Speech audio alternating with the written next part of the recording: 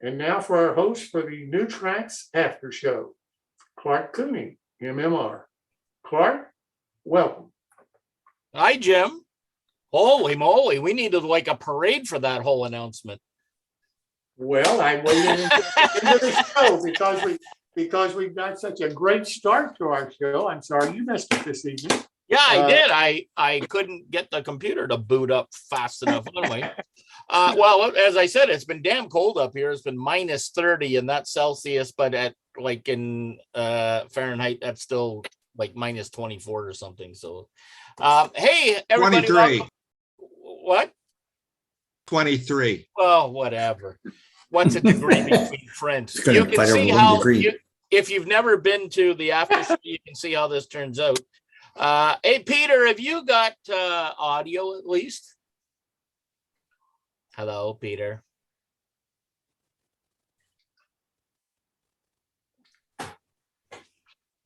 Maybe he doesn't. Okay. Let's see. Who's new here? Who haven't we talked to ever before? Is there anybody here? Well, Speed. Well, yeah, he's not new to me, but Ed's chin whiskers and mustache are new. well, that's true. I saw that. It was impressive. And let's see. I think now, Dawn, is this your first time? You have to unmute yourself, I think.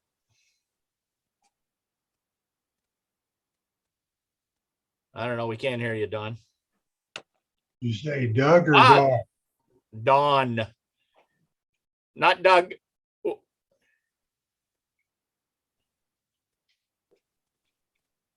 Hold on. Well, Don's working on his whole radio atmosphere. I don't know. He's got his mic out. Hey, It may be Clark, bad. we have one of my friends here. I think it's his second time here, but his first time he's been here for the whole show. Lee. Oh, okay. Yeah. Lee Strussman. Or Lee, sorry, I saw his name now. Where'd it go? So why don't you introduce him, Greg? He's unmuted. He can introduce himself. Okay. No, my name is Lee Stormer. I'm from Aldie, Virginia. Oh, yes. It's up in the north part of it, up near halfway between Leesburg and Fairfax, DC area. All right. And you're modeling HO, Lee, if I remember correctly? Yep, doing HO. I'm doing the Northern Central Pennsylvania Railroad from the Maryland state line. I ran from Baltimore up to York and Harrisburg and Olyard and on up, and modeling the York County section of it. All right. And Lee is also on his way getting a couple of APs completed. Oh, good. Excellent. I don't know if my volume's on. Now, yes, Don, we have you now. Go ahead. Okay. I'm Don Warziniak, Rochester, New York. I'm in SN3. And Clark, years ago, you were at a train show here in Rochester and representing the switch people. And I bought my first thing from you then. Oh, Fast Tracks. Yes. Yep. Yeah. And well, see, there's all 6 of us in the SN3, Don. So Right. oh, well, that's great. Good to meet you again and have you on. I hope you enjoyed tonight's show. Yes, I did. Good. This is kind of the crazy part. You can just jump in. We yak about anything. And sometimes it's about model railroading. Sometimes it's about other stuff. Sometimes it's the weather. So just jump in and enjoy. Welcome. Clark, how far north are you up in Canada? Well, I am now about a 6.5 hour drive from Toronto north. Whoa. I live on top of Lake Huron. So, yeah. And the big question is why? Well, that's what everybody said. You're not the only one. Al's laughing. Larry's laughing. When I retired, I really wanted someplace with rock water trees and good fishing. And they also happen to have a model railroad club in town here. So it was like perfect. Actually, it was better for everybody that Clark moved far away. Saved All Grenadier right, all Pond. right. Touche. See, Well, well said. see, now everybody's chiming in, Don. Thanks very much. Yep. I opened Pandora's box, I guess. How far that's- from the Arctic No, that's the Circle? ice box. Yeah. Yeah. How from what you ask, how far from New York City? Oh, how far from the Arctic Circle? Oh, Oh, from the Arctic He's a- Circle. yeah, he's a lot No. closer than most of us are. Yeah. Yeah. How are you, bud, tonight? Oh, we're good. Good. What's I that have old to- expression? I spent a week in Elliott Lake one afternoon. Yes. Hey, Al, did you see that medevac flight today that crashed and the guy put it on its side in a church parking lot or a church field and everybody walked away. Whereabouts? Up in Philadelphia. Yeah. Yeah, the helicopter was out of Maryland. And they're flying a child to one of the local children's hospital, actually an infant. And he was going down and he managed to get everyone to walk away. Well, you know what they say, any landing you walk away from is a good one. Yeah, I think the infant might have been carried, but he's doing good. Yeah. Yeah. No, it looked like everybody survived very well. So And boy, has he got a story to tell when he grows up. yeah, if you Yeah. can remember. Yeah. I have to ask the usual question that I always ask. Yeah, what Ed, to eat? Ed, Oh, no, not again. what's for dinner? Food. Food. Thank you. Hey, Speed, where are you there? Are you still on with us, Speed? Still down here? Oh, there you are. Hey, good to see you. Speed and I have talked about his product before, and oh man, it's fascinating. But as one of the guys said, sometimes it goes over your head. Well, for the guys who are electronically, you're probably just smiling and go, "Oh, I can do that." I know there was a couple of interesting. I know Daryl from British Columbia was very interested in what you were saying, Speed. So I don't know, Daryl, did you have any questions directly to Speed? Yeah, I'll definitely get in touch with you, but I've been trying to find, we've been developing a few different animations to add to our kits and been trying to find a controlling way to do that fairly economically with servos. So yeah, it looks like it'll be a good way to go. So I'll definitely be in touch. And a quick way to start is to get those PCA 9685 boards and then just plug an Arduino into it Yeah. to get yourself familiar with how. Yeah, that's how right. the That's circuit right. is. Yeah. And it's just we would want to pre-program them for the user at this Correct. end. So this looks like it's quite appetizing. So And then as soon as you swap out the Arduino for the ESP, now you have a website that someone can click on and make changes and say, Oh, yeah. chop the tree down and let it fall at this rate. yeah, and that's kind of it'd be nice to be able to be. I mean, ultimately, it would be kind of a open users forum that could take. You Right. give them the basic animation, get it spread out there. It's easy for them to try, and then they can go and get different scripts from different people. And But Hey, it's, Daryl, it's, re- what it's kind really of cool if you can animations bring it are up you- and control it yourself.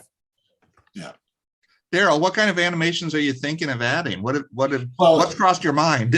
well, like we started off with a simple rocking chair animation, just a motor and a cam. But there's a number of different things that we've been looking at, like he says, with tree chopping or a functioning crane on a deck on one of our kits, or loading a loading dock scene inside a warehouse. There's a number of different things that we're kind of working towards and been trying to play with in between stuff. So it's What about Like an operating paddle wheel or something? yeah. Well, actually, we already do that. So. Oh, you do?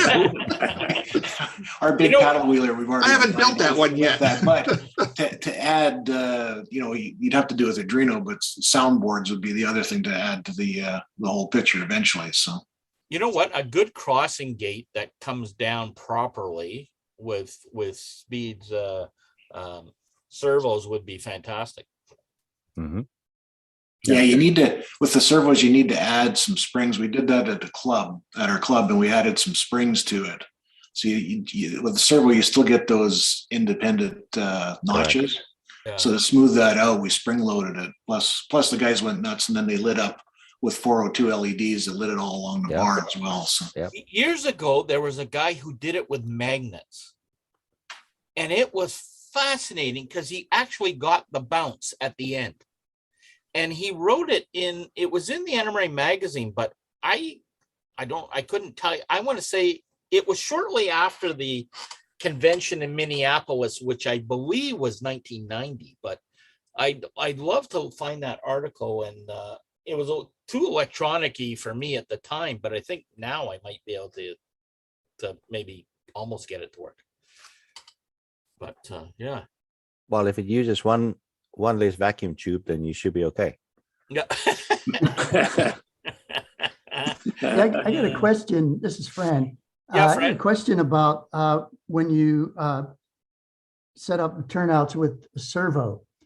Once you've done that, is there an easy way to manually throw that turnout? Like if you're in a situation where you're not going to run. I know my modular group doesn't want stuff that's not their standard, and they don't use that kind of technology. So the servo needs to move under electronic control. So when you mean manual, you mean touch a button, and that Anything, touch a button. I mean, you can't. You can like a Pico switch that has its own built-in spring. That's going to be out of the question. well, so you lift the wire up from the servo and you push on it, and it snaps to the other side. So that now it's manual. But if you want it back to where the dispatcher can move it, you gotta put it back into the servo. Okay. Because it's intended for electronic control. Now, if you want someone local to control the thing, like in my case, you touch the panel and the turnout moves, or you have a push button that and it toggles it over to the other side. A push button should work for you, wouldn't it? Because it would be contained in the module for you. Fran. Correct. Yeah, I guess the push button would work. Yeah, you're not talking. You don't need any computers. You don't need per se. No. It would be all self-contained, and you would just hit the button. Correct. Yeah. Fran, I thought you lived in California. Yeah. Why do you look like you should be living here? You got your hat on. I think it was Mark Twain. I think it was Mark Twain once said, the summer he spent in San Francisco was the coldest winter of his life. Yes. Yes. I'm in the Bay Area, and yeah. I just have a cold room here that I'm growing mushrooms. Culinary mushrooms. My wife says that to me because she says she feeds me shite and not much sunlight. All right. Who else have we not talked to for a while? Anybody else here? I'm just going through the. Well, I would have to say I'm sort of disconcerted of whatever happened to Test View 1. Who's Because Test View 1? That's Well, there's the Test View. it's production host monitoring tool. Oh, it's Ignore the man behind the curtain. It's Chris doing his magic stuff. Oh, okay. Yeah. Hey, did Daryl Jacobs' slide ever show up? PowerPoint was giving me fits. The art of detail. Daryl, did you see it earlier in the show? Yeah, it shouldn't be. Yeah, it did show up. That slide. You mean it did show up? Okay, because I could show it again because I don't want to cheat you out of seeing the slide. No, and otherwise people will show up. It's fine. All right. Oh boy. I would also. I'm also checking on YouTube, and Keith Horowitz, which I guess is doing the remote operations, wants to turn around and meet Ted and take his workbenches away because he likes them so much. Yeah, they're so hey, Listen, I was lucky enough to see Al Collins do a really cool clinic, and I think we should all put up our hands and say, Al, you got to do it for us. Everybody put up your hand. Okay, Al, you're voted in. Back to Jim. What's his clinic? You can talk to him directly. I'm already in doo-doo with him. Well, what is it though? What did he do? Oh, it was all kinds of things. There was like painting details and some tips and tricks on that. And it was good. Okay. It's a my build kind of thing, but it's more with fine details and some manufacturers that make some really nice detail parts and how to put them together. I gotcha. Maybe I'll do it for one of the my build shows, perhaps. Oh, okay. I'll send you some dates. There's a really neat trick if you're modeling O scale, and you use the scribe clapboard siding in O scale. If you use HO 1x10s, they work out to 5/8 by 5.5, which is roughly the right size for clapboard. So you can stick individual clapboards over each section of the milled siding, and it looks pretty nice. That sounds good. And you can drive yourself crazy gluing on little sticks of wood.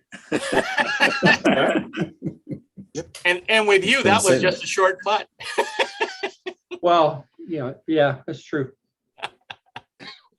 This is from someone that lives in Elliott Lake. Hey, see, I have to take my shots when I can because I'm just going to get pummeled otherwise. Clark, I've been to Elliott Lake. I know. But I didn't stay. Hey, Paul Thompson, you liked it here, didn't you, Paul? Yeah, I have to admit I liked it there, and I liked going fishing. And but then again, I'm from a small town, so a small city is nice. Yeah. You're Orangeville, aren't you, Paul? Yeah, I'm actually out in the country a bit, just south of Orangeville. And if I'd really, if I was getting a little older, I might even consider moving into Guelph or something like that, because I like small cities. And I like small towns. Yeah, we live out in the country a little bit outside of small town too, in Uxbridge. Yeah, I've got about 1 kilometer to actually sort of hit town, if you wanted to call it that. Maybe a little more. But I live on a little lake, and what can I say? I like it. I like the animals. We have mini prints. Surprisingly enough, Uxbridge is not that far from Toronto, and 2 concessions down from us, we have a black bear that's been living there for several years. My wife had to stop on the way home the other night on the road to let it walk in front of her. Yeah. And we're six minutes out of a reasonable sized town. It's funny, when I first moved here, I used to have 3 dogs at one point, and I would take the dogs out and I would listen. And being, of course, they call it Hillsburg, so there's hills all around and you can hear things off in the distance. And I knew there was a pack of brush wolves or coyotes or whatever you want to call them. And they would literally move around. And about once every 7 or 8 days, they would be in the bush lot next to me. So I had to keep the dogs kind of close at hand. And then the rest of the time I could let the dogs sort of run because I could hear the wolves and whatever off. And it's kind of neat. And yet I'm within an hour of Toronto. Yeah, we're about the same. Just you're northwest, we're northeast. Yeah. We have a lot of coyotes up here too, or coy dogs. But once a week, there's a new poster up on a lamppost close by or telephone post close by for a missing cat. Yeah. Yeah, we get the same. I got it, Chris. Thank you. So. Yeah, we got coyotes down here in Scarborough in the parks and deer. In fact, just out on the main street at Brimley and Lawrence, I thought some kids put it up for just a joke. There's a deer crossing sign. Yeah. About maybe 60 feet from a lighted intersection, Brimley and Lawrence. There's, I there's thought somebody actually, put- there's actually deer that crossed the 401 or did down around Mississauga Erindale Road. there. Yeah, Mississauga Road. Yeah. And they had an underpass sort of to get the deer through, or they'd be a real mess. Yeah. The thing Oh. that, I don't know about you guys, but what I've noticed in the last 3 or 4 years is a large increase in possums. There's a lot of possums there. I've seen them, Mhm. they're kind of nocturnal, so sometimes I see them out in the ditch playing. There's, and on the road, they get squished. I've seen one or two in the last year. Yeah, just recently. Other, And other they're than not native. one of my absolute nightmares one time, I was driving home in a heavy rain, just outside of Erin, and about 3 or 4 kilometers from home, and it was a driving rain, and my headlights picked up a possum running straight at me, and of course I couldn't brake in the rain and whatever, and the terrified look on his face has bothered me for years. It's just funny how things like that stand out. My wife came in a few weeks ago and said there was a possum. We have a few horses in a little barn. She said there was a possum in the barn, and she was worried because possums carry some kind of disease that's not too good for horses. She said, so I hit it with a shovel, I killed it, and I threw it out in the manure pile. But we should go bury it. So I said, all right, I went out to the manure pile, and lo and behold, there's no possum. And she said, where is it? I said, think about what a possum does.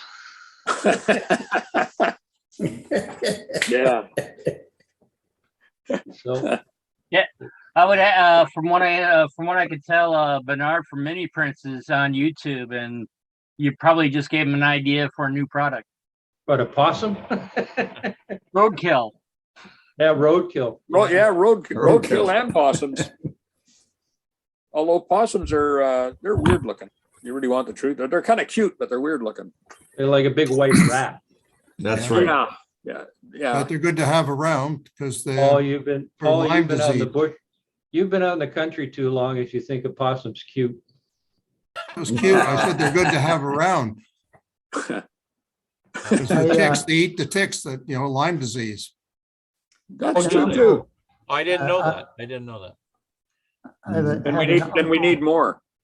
That's right.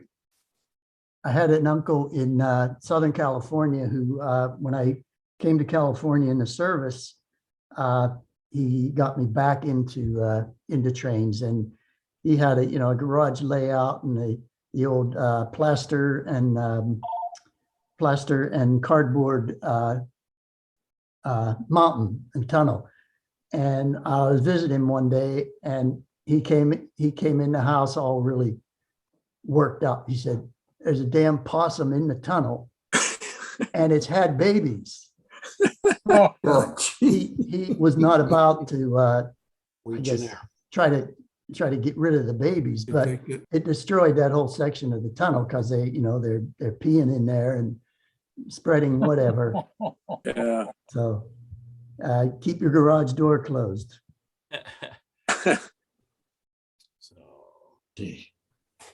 Let me see. Hey, Darren, how are you? How's the P48 thinking going? Okay, That's good. it's gotten a lot simpler Yeah, well, yes. than what I was trying to do. I'm just building the loop. Yeah, there you go. At least Did you you're sell doing all your HO stuff? You I'm live in working on Toronto, it. Darren? You Pardon? live in Toronto, Darren? Yes. Whereabouts? Brampton. Hey, where? Pardon? In Brampton. Ah, okay. Yeah.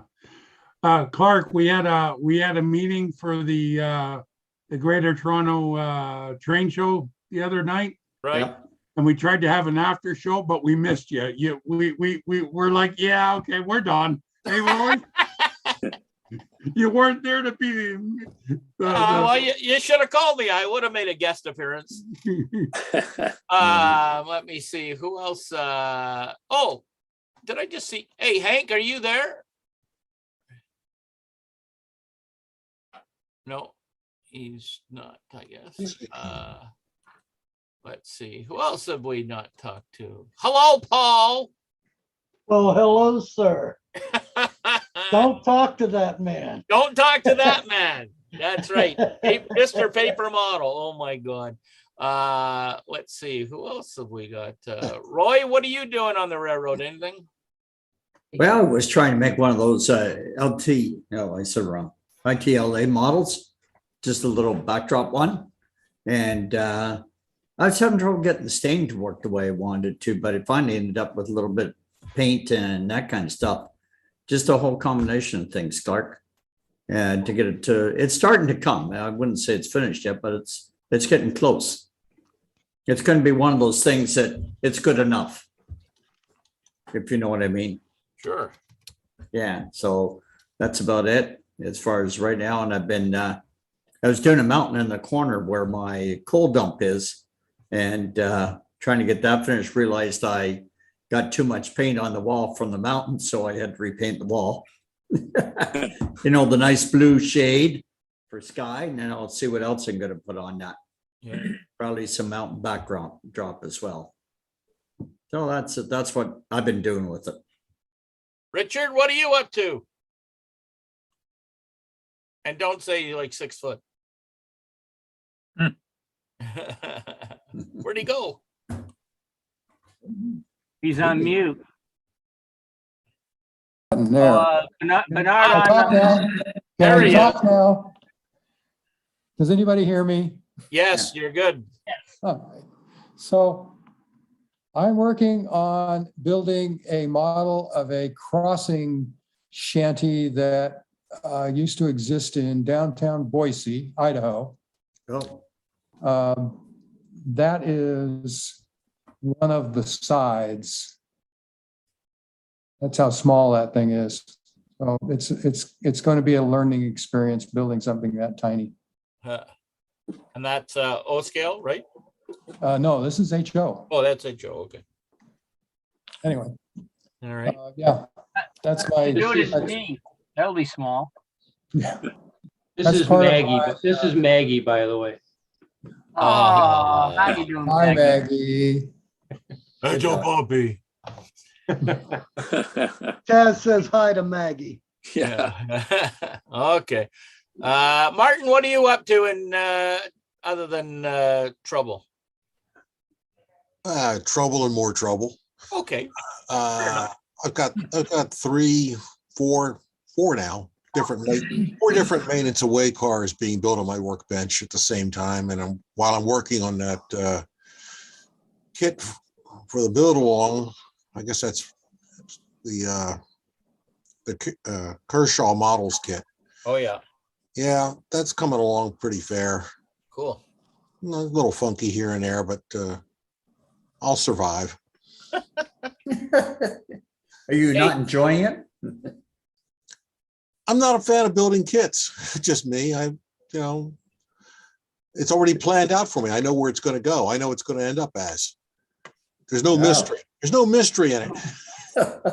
The creativity part of it's been done by somebody else already for me. Oh, So no, you can take a kit and start with a kit and turn it into something completely different. Oh, I've done that, but I'd like someone to actually be able to recognize it in this case. Well, yeah, if you're doing a build along, it's kind of hard. When it's a build along, I figure I should probably kind of stick close to what it's supposed to be, so people don't get lost. Yeah. I mean, if I'm gonna, I'll take a kit and basically just say, oh, it's a box of raw materials. I don't know what it's going to be, but it's not going to be what I started with, or what they thought it was going to be. Yeah. So, box of wood is a box of wood. It's just waiting for something to be built. Bob, what are you working on or anything? Are you? I'm working on that build along the 53-foot ferry. Right. Having one dickens of a time with a ladder. That's right. You mentioned that. Yeah. Yeah, there's steps, whatever. Hey, next week when I finish off my build along, I want you to show yours. Yeah, okay, do that. Because I think that the way you did the porch is kind of neat. So yeah, okay, I can do that. Yeah, okay. And what else? Who else have we got? John, what are you building? Are you building turnouts or are you building electronics today? I've been building electronics, so. Uh-oh. I decided to design a new turnout controller that'll control 16 turnouts using my Arduinos. Okay. So Ted talked me into downloading KiCad 6, so I downloaded that, been using that, learning about it. So, and laying out the board with that. And I'm treasurer of the water company, so I've been doing a lot of stuff for the water company for the new year, new calendar year. So lots of Right. stuff. in there too. I heard you guys got some rain here the last couple of weeks, eh? Here? No, we got Well, snow. Oh, you got snow. Oh, yeah, you're a little higher. No, my brother in Mesa was saying it's rained there a couple Yeah, days. they got a lot of rain down there. I got a foot of snow and drifts to 2 feet, but Oh, half of it's still on the ground. It's not melting fast at all. oh. You up by Flagstaff? I was talking to Rick Hunter the other day. He just got back. He was out in BC visiting his granddaughter just before Christmas, and he got caught with the mudslides. Oh, Jesus. Oh, boy. He spent 5 days on the side of the road. Yeah, I traded some emails with him at that time too. So you're Said, saying we're that- just above you.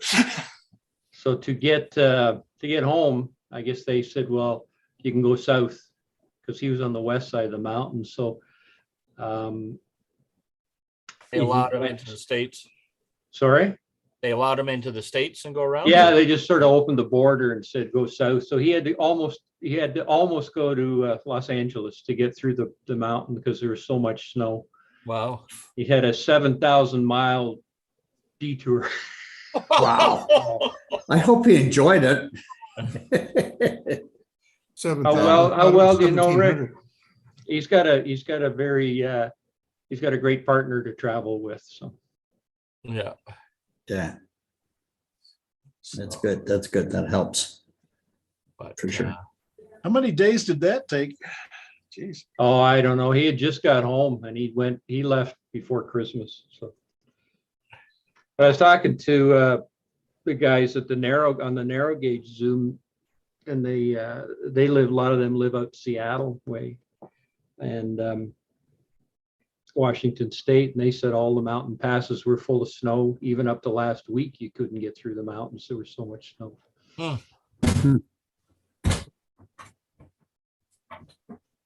So maybe Elliott Lake's not so bad. yeah, we really haven't had a lot of snow. Now the last week we've had like an inch every night, just enough that you have to go out and shovel. Not crazy, but just clean up everything. I haven't done the driveway once yet this winter. We haven't. Man. We had green grass a week ago.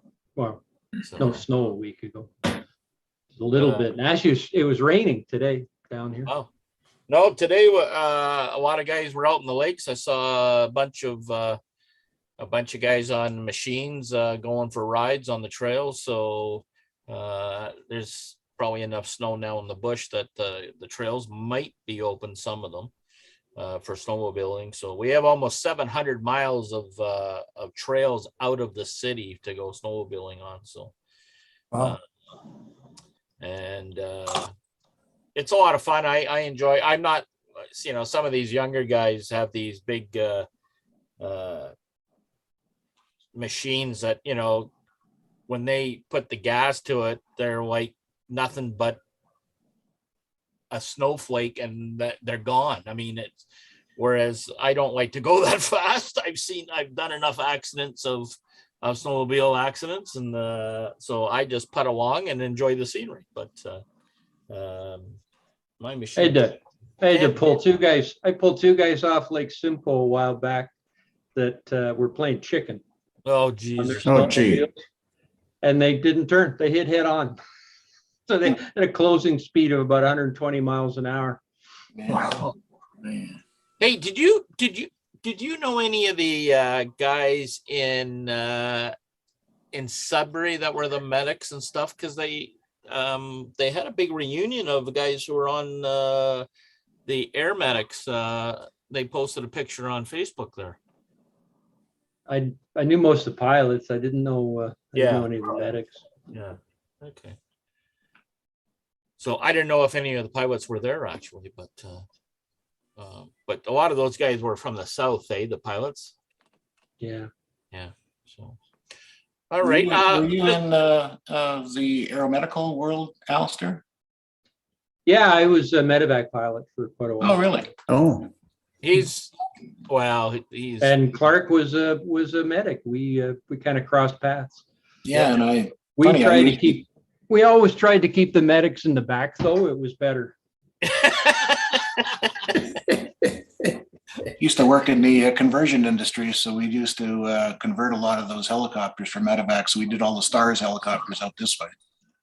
Oh, they used 117s originally. Yeah, 117 MBBs. So we did all Yeah, the interior the DK. conversions and the And incubators. then they went and everything. to recently. They went up to the Augustus to the 139. I got a favorite story, Clark. I don't know if I ever told you this one. We were transporting a guy. Hold on. Let's we'll cut off the live YouTube and we'll go to a private conversation.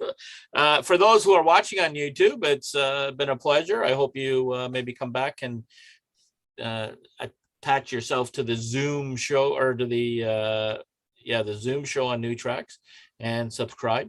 And we have a lot of fun here, as you can tell. We also have some good information. So we're going to stop the live YouTube and we're going to carry on with the after.